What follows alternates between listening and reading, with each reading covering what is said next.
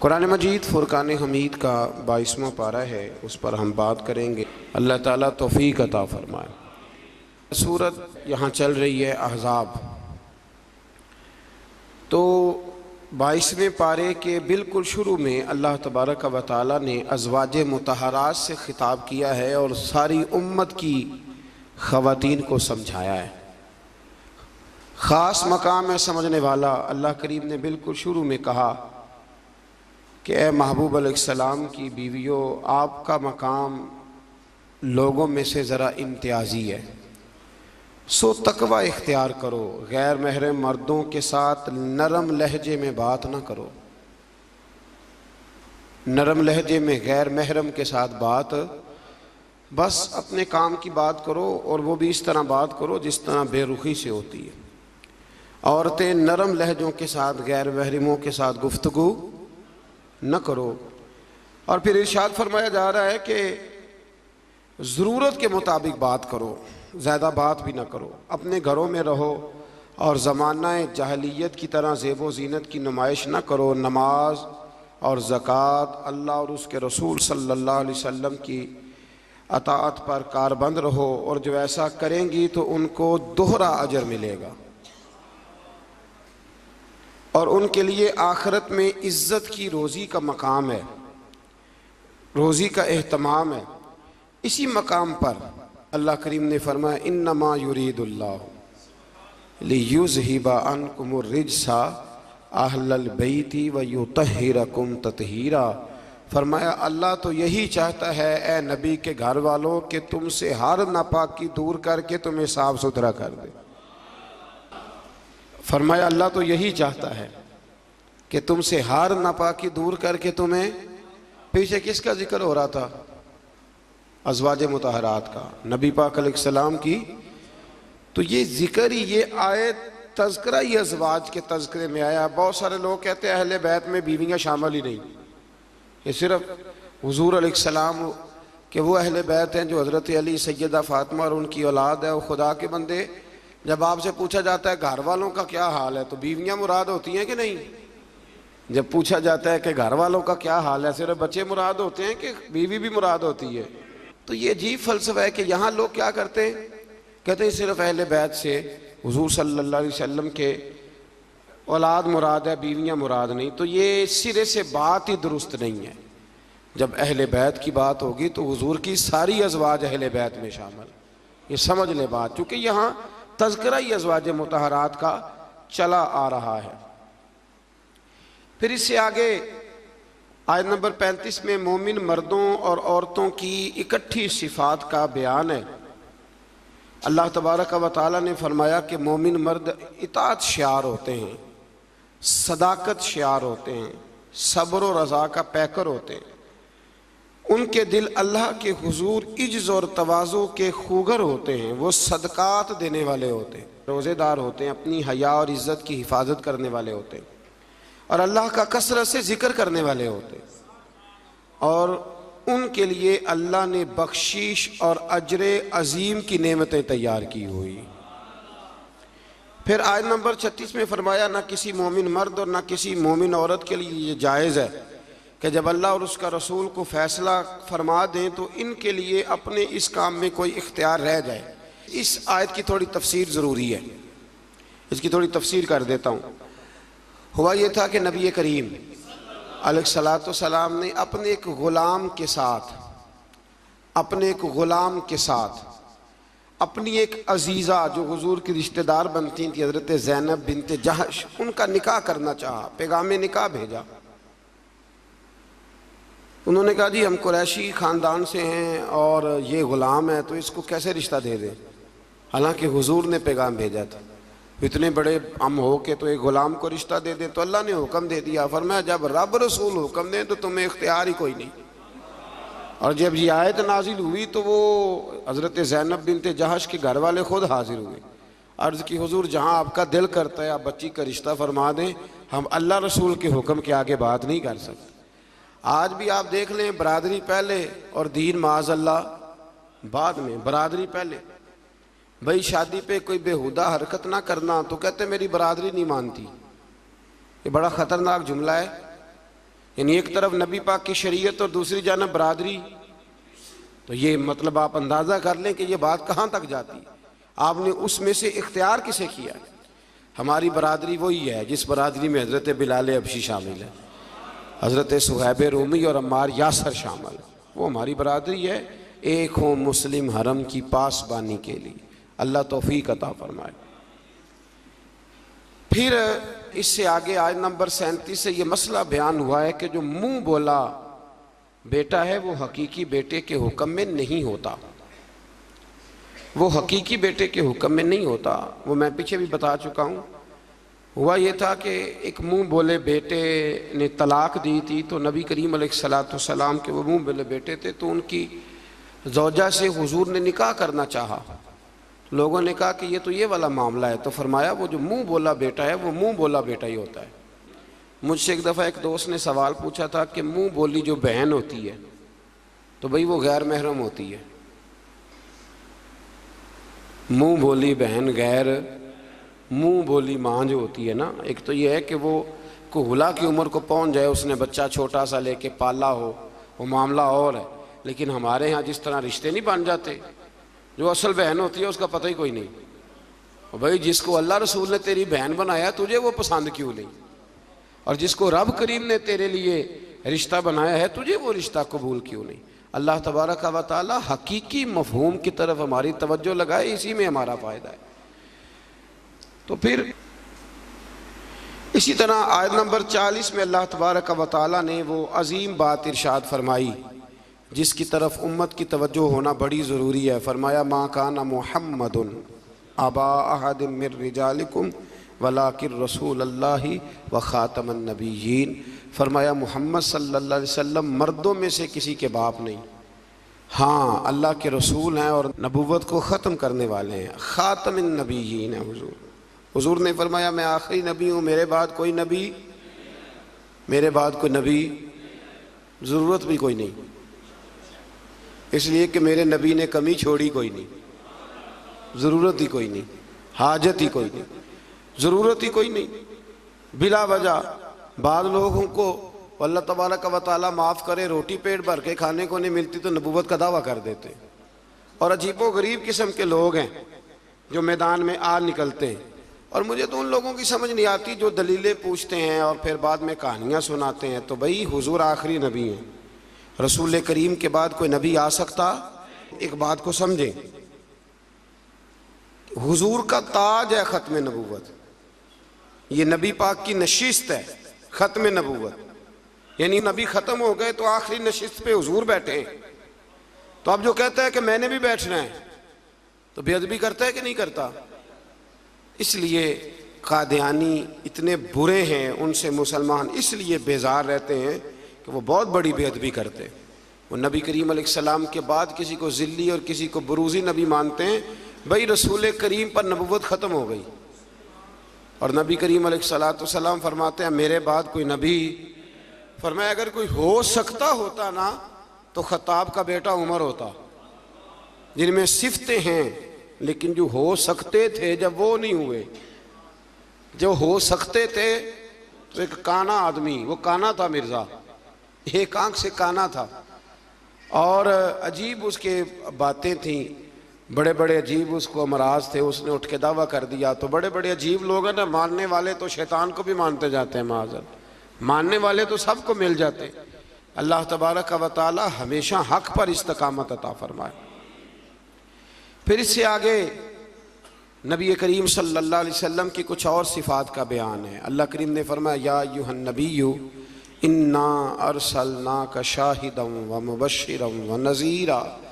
ए महबूब बेशक हमने आपको भेजा है गवाह बनाकर, खुशखबरी देने वाला बनाकर, डर सुनाने वाला बनाकर, वदाइयन इलल्लाहि बिइज़्निही, और हमने आपको अल्लाह की तरफ बुलाने वाला बना के भेजा है, वो भी अल्लाह के हुक्म से, व सिराजम मुनीरा, और हमने आपको चमकता हुआ आफताब बना के भेजा है। तो नबी करीम अलैहिस्सलाम को अल्लाह ने ये सिफ़ात अता फरमाई है, शानें अता फरमाई है। एक बात आप यहाँ रुक के ज़रा सोचिएगा, कुछ लोग कहते हैं जी शान मुस्तफ़ा का जलसा करने की क्या ज़रूरत। मिराज मुस्तफ़ा, मिलाद मुस्तफ़ा, आप सीधा सीधा नमाज रोज़े की बात बताएं, शान बयान करना क्यों ज़रूरी है? ये बहुत बड़ा मसला है। बाज़ लोग कहते हैं जी आप सीधा सीधा कहें कि हुजूर ने फरमाया सच बोलो, खरी बात करो और दयानतदार। ये आप क्या, हुजूर शान बड़ी थी, अजमत बड़ी थी, तो भाई इन आयात में अल्लाह क्या बयान कर रहा है? कहा मेरा महबूब नज़ीर भी है, बशीर भी है, सिराज मुनीर भी है। ये सारी सिफतें अल्लाह ने कुरान में बयान की, और एक जगह पे नहीं, दर्जनों जगह पे वाज़े आयात में। वैसे तो सारा ही कुरान हुजूर की तारीफ है, और ये मैं नहीं कह रहा, ये हज़रत आयशा सिद्दीक़ा फरमाती, काना खुलुकुहुल कुरान, फरमाया अगर तुमने हुजूर अलैहिस्सलाम के अखलाक देखने हो तो कुरान पढ़ लो। तो इसलिए ये अज़मतों और शानों का बयान ये तरीका है, ये मुसलमान की रूह की ग़िज़ा है। अल्लाह हमें समझने की तौफ़ीक़ अता फरमाए। फिर आयत नंबर 53 से नबी पाक अलैहिस्सलाम की बारगाह के आदाब बयान हुए कि बग़ैर इजाज़त नबी के घर में दाखिल ना हो, दावत ताम हो तो खाना खा के मुंतशिर हो जाओ।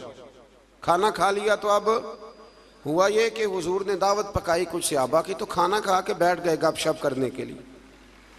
तो महबूब करीम ने एक दो दफ़ा देखा कि अब ये जाएं, हुजूर ने आराम करना था, लेकिन कुछ लोग बैठ गए। तो अल्लाह करीम ने फरमाया जब खा लिया है ना, अब जाओ मुंतशिर हो जाओ।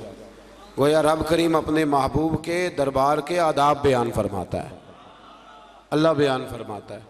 अल्लाह अकबर। नबी की बीवियों से कोई चीज़ मांगो तो पर्दे के पीछे से मांगो। नबी की बीवियों से आपकी रहलत के बाद दायमी तौर पर मुसलमानों का निकाह ममनू है। अपने किसी भी अमल से अल्लाह और उसके रसूल सल्लल्लाहु अलैहि वसल्लम को तकलीफ़ न दो। शान रिसालत में अजीम तरीन आयत है, आयत नंबर 56, बड़ी अजीम आयत। कौन सी भला? इन्नल्लाह व मलाइकतहू, फरमाया बेशक अल्लाह और उसके फरिश्ते युसल्लूना अलन नबी, नबी करीम पर दरूद भेजते हैं। अल्लाह भी भेजता है, अल्लाह के फरिश्ते भी दरूद पढ़ते हैं। या अय्युहल्लज़ीना आमनू सल्लू अलैहि वसल्लिमू तस्लीमा, ए ईमान वालो तुम भी नबी पाक पर दरूद पढ़ो और खूब सलाम पढ़ो।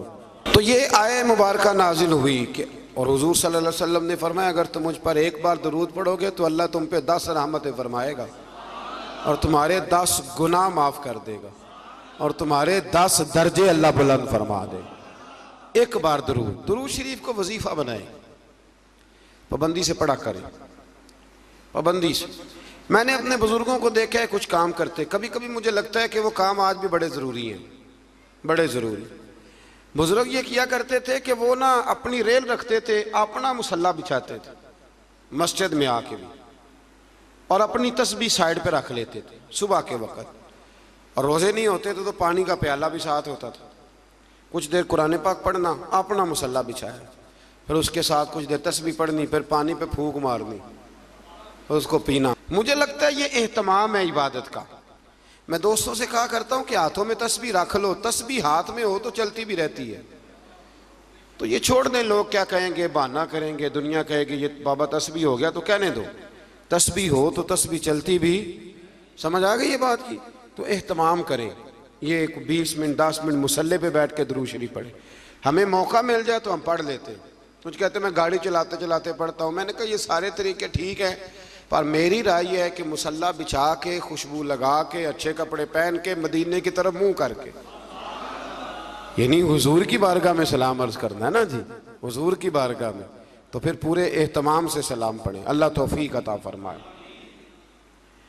आयत नंबर 60 से 61 में मुनाफिकीन और फासिकीन और जिनके दिलों में अदावत मुस्तफ़ा सल्लल्लाहु अलैहि वसल्लम का रोग है और मदीने में झूठी अफवाहें फैलाने वालों को खबरदार किया गया कि अगर वो अपनी हरकतों से बाज ना आए तो इन्हें मदीने में रहने नहीं दिया जाएगा।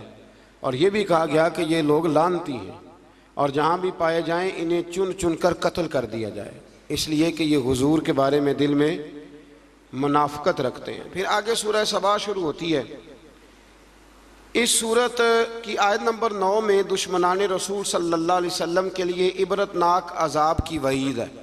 आयत नंबर 10 से हज़रत दाऊद अलैहिस्सलाम के मोजज़ात का जिक्र है।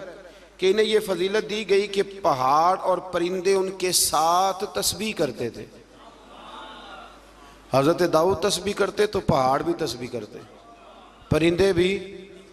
दाता अली अजमेरी ने एक बात लिखी है, कहते हैं कि हज़रत हबीब बिन असलम राई थे। दाता साहब ने 1000 साल पहले लिखा है। वो किसी से मिलते नहीं थे, दोपहर के वक्त बकरियां लेके जंगल में चले जाते, मिलते नहीं। एक बंदा बड़ी दूर से आया, कहने लगा मैंने मिलना है। उन्होंने कहा बाबा इस टाइम नहीं मिलता। कहने लगे अल्लाह का बंदा है ना, थोड़ा नाराज ही हो जाएगा ना, चला जाता।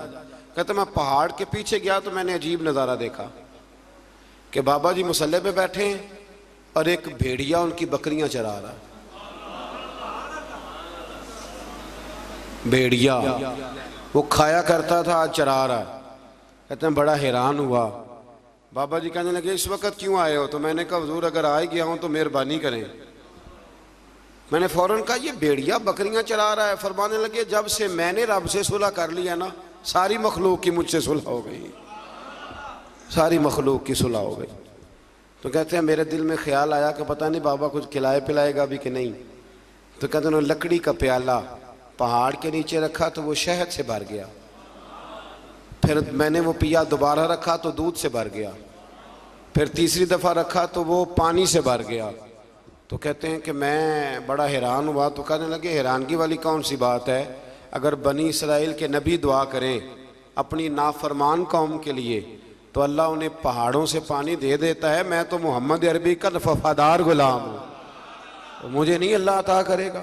ये मैं साथ साथ बुजुर्गों की बातें इसलिए करता हूँ, जब बनी इसराइल का जिक्र आता है कि मेरे नबी पाक ने फरमाया उलमा उम्मती का अंबिया बनी इसराइल, मेरी उम्मत के उलमा औलिया बनी इसराइल के नबियों की तरह होंगे। तो हज़रत दाऊद अलैहिस्सलाम के साथ परिंदे और पहाड़ तस्बीह करते थे। लोहा उनके लिए नरम कर दिया गया था और वो ज़िरहें बनाते थे और बांधने के लिए उनमें कड़ियाँ भी डालते थे। इसी तरह सुलेमान अलैहिस्सलाम के मोजज़ात का जिक्र है कि हवा उनके तख्त को तेज़ रफ्तारी के साथ उड़ाकर ले जाती थी और अल्लाह तबारक व तआला के हुक्म और इज़्न से जिन्नात भी उनका हुक्म मानते थे, जिन्नात भी उनका हुक्म। और इसमें एक वाक़े की तरफ भी इशारा है। वो हुआ यूँ कि हज़रत सुलेमान अलैहिस्सलाम ने ना बैतुल मुक़द्दस बनानी शुरू की तो ड्यूटी जिन्नों की लगा दी। फरमाया चलो बनाओ, ये कुरान मजीद में जिक्र है। हज़रत सुलेमान अलैहिस्सलाम ने जिन्नों की ड्यूटी लगाई तो पता था आपको कि मेरा वक्त भी करीब है। बाज़ मुहद्दिसीन ने लिखा है कि ये 12-15 साल की उम्र में या 20 साल की उम्र में बादशाह बन गए थे, बड़ी थोड़ी उम्र में।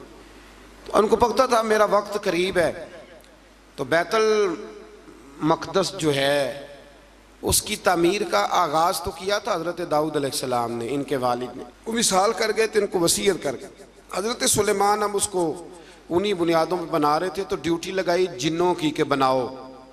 पता था मेरा वक्त करीब है तो अर्ज़ करने लगे मालिक अगर मैं दुनिया से चला भी जाऊं तो इनसे पोशीदा रखना, चला भी जाऊं तो इनसे पोशीदा रखना, जिन्नों से। मैं पर्दा कर गया हूं तो अपनी लाठी पर टेक लगा के खड़े हो गए। जिन काम करते रहे वो करते ही रहे, करते ही रहे, करते ही रहे। उनको पता था कि हज़रत सुलेमान खड़े हैं, ज़रा भी हरकत की ना तो नाराज़ हो जाएंगे। कुछ ने लिखा है कि कई महीने बीत गए, हज़रत सुलेमान खड़े हैं। जब काम मुकम्मल हो गया ना तो फिर अल्लाह ने हुक्म दिया ज़मीन को कि सुलेमान को नहीं उनकी लाठी को तो खा जा। तो फिर लाठी को ज़मीन ने खाना शुरू किया। वो लग जाती है ना कुछ चीज़ें लकड़ी को जो खाती हैं, ने खाना शुरू किया तो डंडा टूटा तो आप ज़मीन पे तशरीफ़ लाए। फिर जिन्नों को पता चला कि हज़रत सुलेमान तो विसाल कर गए। कितनी देर ऐसा रहा। अल्लाह तबारक व तआला कितने महीने नबी, ये कुरान मजीद पढ़ रहा हूँ, आप 22वें पारे की तिलावत करें तो अगर हज़रत सुलेमान कितने महीने इंतकाल के बाद भी खड़े रहें तो उनको कुछ नहीं होता, तो बताइए ना फिर हुजूर का वो फरमान कितना हक और सच है कि अल्लाह ने हराम कर दिया है ज़मीन नबियों का वजूद खाती ही नहीं। इन्नल्लाह हर्रमा अलल अर्द अन ताकुल अजसादल अंबिया फनबियुल्लाह हय्युन, फरमाया अल्लाह ने हराम कर दिया है ज़मीन पर वो नबियों के जिस्मों को खाती। अल्लाह के हर नबी जिंदा है और वो रिस्क दिए जाते हैं। अल्लाह समझने की तौफीक दे। फिर आयत नंबर 22 से मुशरिकीन के बातिल माबूदों की बेबसी का भी जिक्र है, और यह कि अल्लाह ताला के हुजूर उसके इज़्न के बगैर किसी को शफात की मजाल नहीं। अर्ज करेंगे वो अल्लाह तबारक व तआला की इजाज़त से करेंगे। आयत नंबर 28 में रसूल करीम अलैहिस्सलाम की रिसालत आम्मा का जिक्र है। आम रिसालत है नबी पाक कि आपकी दावत पूरे आलम इंसानियत के लिए, और ये सारा आलम इंसानियत आपकी उम्मत दावत है। और जिन खुश नसीबों ने ईमान कबूल कर लिया वो उम्मत इजाबत है। एक है नबी पाक की उम्मत दावत, तो वो जिसका अल्लाह रब है ना, उन सब की तरफ हुजूर रसूल बन के आए, यानी सबको हुजूर ने दीन की दावत देनी है। हाँ, जो दावत कबूल कर ले फिर वो उम्मत इजाबत है, कबूल करने वाली उम्मत।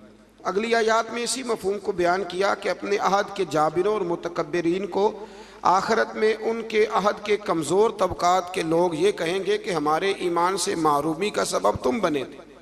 मज़ीद बताया कि पिछली उम्मतों के खुशहाल लोग माल और दौलत की फरावानी को अपनी मकबूलियत की दलील समझते थे।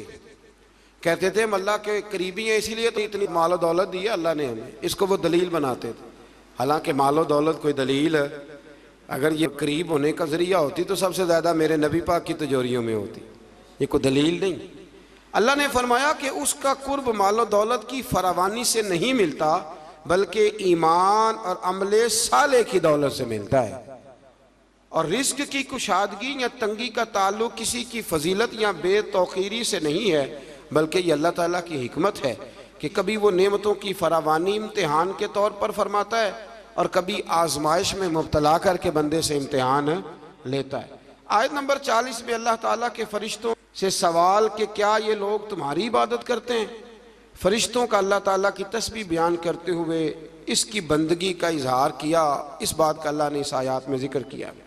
आयत नंबर 45 में फरमाया कि उन कुफार से पहले जिन लोगों ने रसूल को झुटलाया, हमारे रसूलों को, इनसे कुव्वत और दबदबा में वो लोग ज़्यादा मजबूत थे। आज जो झुटला रहे हैं ना कुरैश वाले, तो जो पहले झुटलाते थे वो कुव्वत और दबदबे में ज़्यादा मजबूत थे, लेकिन वो भी अल्लाह ताला के अजाब से बच न सके। तो जब वो नहीं बच सकी कौमें आद और कौमें समूद, इतनी तगड़ी कौमें, तो ये तो बात ही कोई नहीं, तो बात ही कोई नहीं। अल्लाह अकबर। आखिरी आयात में फरमाया कि रोज़े हशर कुफार की ख्वाहिश होगी कि अजाब से निजात मिल जाए, मगर इनकी ये ख्वाहिश पूरी नहीं होगी। फिर सूरह फातिर शुरू हो जाती है इससे आगे। तो इसकी आयत नंबर 5 में तमाम इंसानों से खिताब करते हुए फरमाया कि क़यामत का वादा हक है और दुनियावी जिंदगी की लज्जतों में खोकर कहीं धोखे में ना पड़ जाना। और शैतान तुम्हारा दुश्मन है, इसलिए तुम भी उसे अपना दुश्मन ही समझो, उससे जराने लगाने की ज़रूरत, उससे दोस्तियां ना करते फिरो, उसके लिए तैयारी ना करो। ये रमज़ान के आखिरी दिन शुरू हो जाते हैं तो हमारे बच्चे मोटरसाइकिलें तैयार करनी शुरू कर देते हैं, यानी ऐन रमज़ान में। मुझे कुछ लोग कहते हैं कि ये ईद वाले दिन बड़ी तूफ़ान बदतमीज़ी होती है, तो मैं कहता हूँ कि अल्लाह ताला हमें माफ़ करे, होती ईद वाले दिन है पर इसकी तैयारी रमज़ान में होती है, तो कितना बड़ा जुर्म है। यानी इधर चांद रात का ऐलान होगा तो उधर तमाशा लग जाए, हमें एहतियात करनी चाहिए। हुजूर अलैहिस्सलाम ने फरमाया तो ये जो चांद रात होती है ना, ये तो मजदूर को मजदूरी मिलने का वक्त होता है, तो लोग हैं कि वो खेल कूद में लग जाते हैं। अल्लाह समझने की तौफीक दे। आयत नंबर 9 से 13 तक एक बार फिर अल्लाह ताला की कुदरत के तहत बारिश के निज़ाम का जिक्र है। इंसान को इसके जौहर तख्लीक की तरफ मुतवज्जे किया गया ताकि सरकशी का शिकार ना हो, और वो ये कि मादा के पेट में हमल को भी अल्लाह जानता है, और ये कि किसकी उम्र में दराजी है या किसकी उम्र में कमी है, वो सब अल्लाह ने किताब तकदीर में लिख दिया है। आयत नंबर 12 से फरमाया कि मीठे और खारे पानी के समुंदर बराबर नहीं होते, मीठे और खारे पानी के समुंदर बराबर नहीं होते, लेकिन फरमाया सब समुंदरों से तुम्हें मछली का ताज़ा गोश्त मिलता है, पानी जैसा भी हो, और तुम उनसे पहनने के जेवर भी निकालते हो, और कश्तियाँ पानी को चीरती हुई चली जाती हैं। निज़ाम लैलो नहार और शम्स व कमर उसी के हुक्म के ताबे, उसी के हुक्म के ये चांद सूरज अगर किसी इंसान के कब्जे में होते तो कब से इख्तलाफ हो गया होता। कोई कहता उधर से निकल, कोई कहता कम से कम जो हुकूमत बदलती वो तो ज़रूर बदलती एक दफ़ा।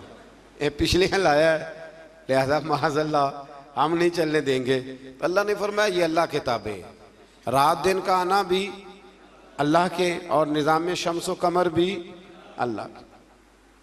आज नंबर 18 में बताया कि कोई बोझ उठाने वाला दूसरे का बोझ नहीं उठाएगा, यानी हर एक को अपने अपने अमल का जवाब देना होगा, और जो तज़किया और तकवा इख्तियार करेगा तो उसका फ़ायदा उसी को पहुँचेगा। फिर फरमाया अंधा और देखने वाला, जुल्मत और नूर, साया और धूप, जिंदा और मुर्दा लोग बराबर हो सकते नहीं। यहाँ कुफार और मुनकरीन को अंधे, जुल्मत, धूप और मुर्दे से तशबीह दी गई, और गोया अल्लाह करीम ने अहले ईमान को आँखों वाला कहा, नूर वाला कहा, साए वाला कहा, और फरमाया ये हैं वो जो जिंदा हैं।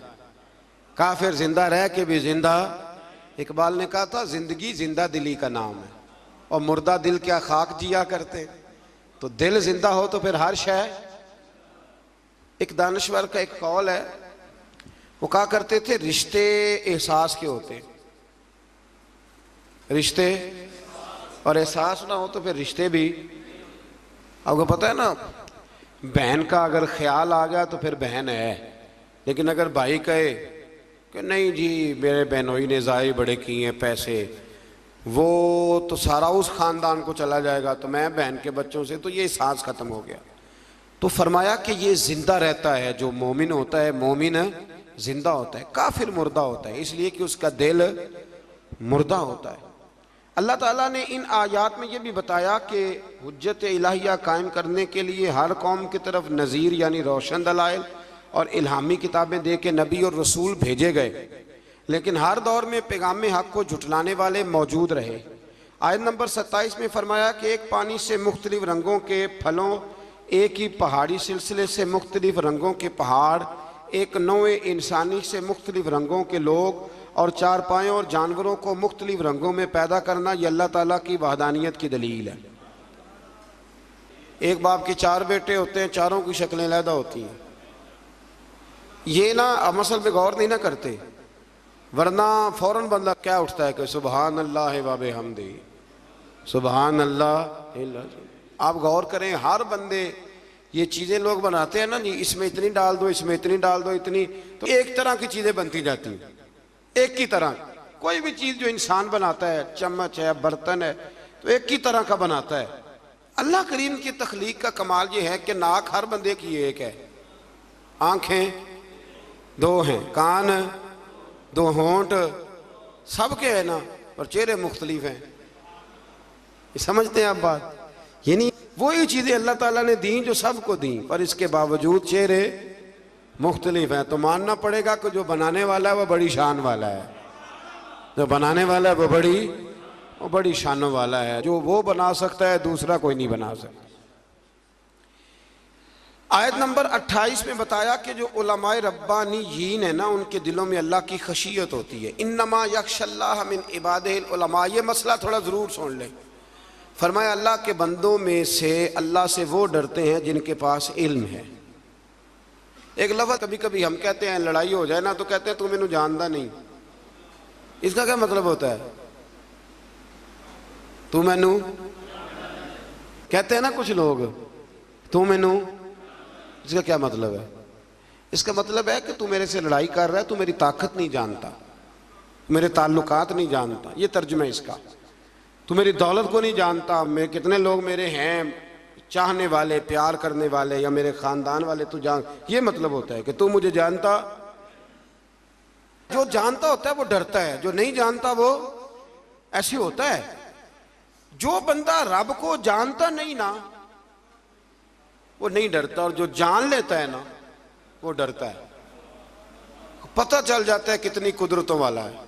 मेरे रसूल करीम अलैहिस्सलाम ने फरमाया, मैं तुम सब से बढ़कर रब को जानता हूं और मैं तुम सबसे ज्यादा अल्लाह से डरता हूं। इसलिए ज्यादा बातें करने वाला आलिम नहीं होता, अल्लाह से ज्यादा डरने वाला आलिम होता है। जो बंदा कहता है मैं किसी को बोलने नहीं देता, मैं बड़ी कहानियाँ सुनाता हूँ, तो ये इल्म की अलामत नहीं। इन्नमा यख्शल्लाह मिन इबादिहिल उलमा, अल्लाह के बंदों में से जो आलिम हैं वो अल्लाह से डरते हैं। अगर तू ज़्यादा डरता है तो तू बड़ा आलिम है, अगर तू नहीं डरता फिर तू अनपढ़ है। ये तो अपने आप से पूछ ले। अब लोग कहते हैं जो जरी हो जाए, जो बेदरेग बोले वो आलिम है। ना भाई, जो सोच सोच के बोले, जो डर डर के बोले, जो एहतियात से बोले, असल आलिम वही होता है। अल्लाह तौफीक अता फरमाए। आयत नंबर 32 में अल्लाह ताला ने अपने नेक बंदों की बरगुज़ीदा और चुनीदा और नेकी के कामों में सबकत करने वाले फरमाकर जन्नत की उन नेमतों का जिक्र फरमाया जो अल्लाह ताला ने इन साले बंदों के लिए तैयार की हुई। फिर आयत नंबर 40 में मुशरिकों के माबूदाने बातला का जिक्र है। आयत नंबर 41 से फरमाया कि अल्लाह ताला आसमानों और ज़मीनों को अपने मरकज़ से हटने नहीं देता, और अगर वह अपने मरकज़ से हट जाएं तो अल्लाह के सिवा कोई दोबारा उनको अपनी जगह पे कायम करने वाला नहीं है। आयत नंबर 45 में फरमाया कि अल्लाह ताला लोगों की बदआमालियों की वजह से उनकी गिरफ्त फरमाता तो रूए ज़मीन पर कोई जानदार जिंदा ना होता। अगर अल्लाह ताला लोगों के गुनाहों की वजह से उनको पकड़ता तो फिर कोई मौजूद मर गए होते, सारे ख़त्म हो गए होते। लेकिन वो एक वक्त मुकर्रर तक इन्हें ढील दे रहा है। बस जब इनका वक्त आ जाएगा तो अल्लाह ताला अपने बंदों को खूब देख रहा है। अल्लाह ताला हम सब की हाज़िरी को मकबूल फरमाए।